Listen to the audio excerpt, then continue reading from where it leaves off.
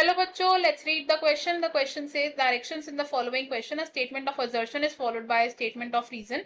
Mark the correct choice as option 1. Both assertion and reason are true and reason is a correct explanation of assertion. Option 2. Both assertion and reason are true but reason is not a correct explanation of assertion. Option 3. Assertion is true but reason is false. Option 4. Assertion is false but reason is true. In cymose type of inflorescence, the main axis has limited growth. Reason: in cymose inflorescence, the flowers are born in acropetal succession. Assertion statement में कहा गया कि cymose inflorescence में जो main axis होती है इसकी limited growth होती है and इसका reason बताया गया है कि जो cymose inflorescence है इसमें flowers present होते हैं in acropetal order. अब अगर हम बात करें इस question में यूज होने वाले की concept की तो इन दिस क्वेश्चन हमारा की कॉन्सेप्ट है इनफ्लोरेसेंस.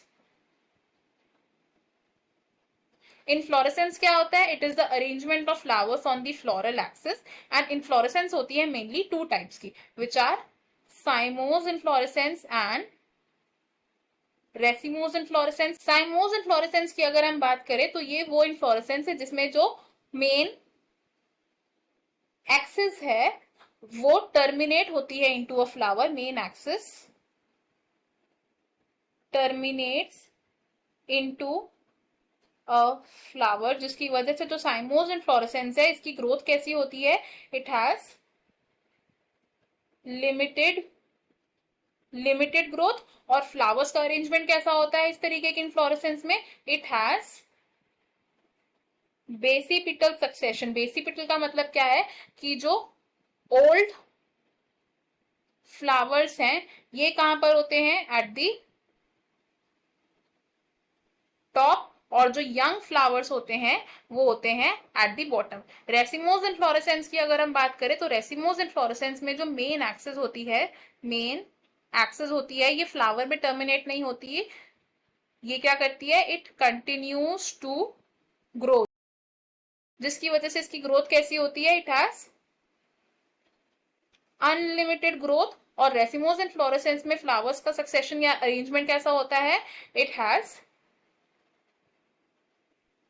एक्रोपीटल succession of flowers. यानी कि जो हमारे न्यू फ्लावर्स हैं which are the young flowers हैं ये कहां पर होते हैं? At the top. और जो मेच्योर्ड ओल्ड फ्लावर्स होते हैं ये होते हैं एट दी बॉटम. अगर हम अपने असर्शन और रीजन स्टेटमेंट देखें, असर्शन स्टेटमेंट है इसमें हमारी करेक्ट बिकॉज साइमोज इनफ्लोरेसेंस में main axis has limited growth. And जो रीजन स्टेटमेंट है, रीजन स्टेटमेंट फॉल्स है बिकॉज साइमोज इनफ्लोरेसेंस में जो फ्लावर्स है वो बेसिपिटल सक्सेशन शो करते हैं ना कि एक्रोपिटल. तो अगर हमारे ऑप्शंस देखें इसमें से हमारा करेक्ट आंसर है option 3, option 1, option 2 and option 4 हो जाएंगे हमारे रॉन्ग. इस क्वेश्चन में हमारा जो फाइनल आंसर है that is option 3. I hope you have understood it. Best of luck. Thank you.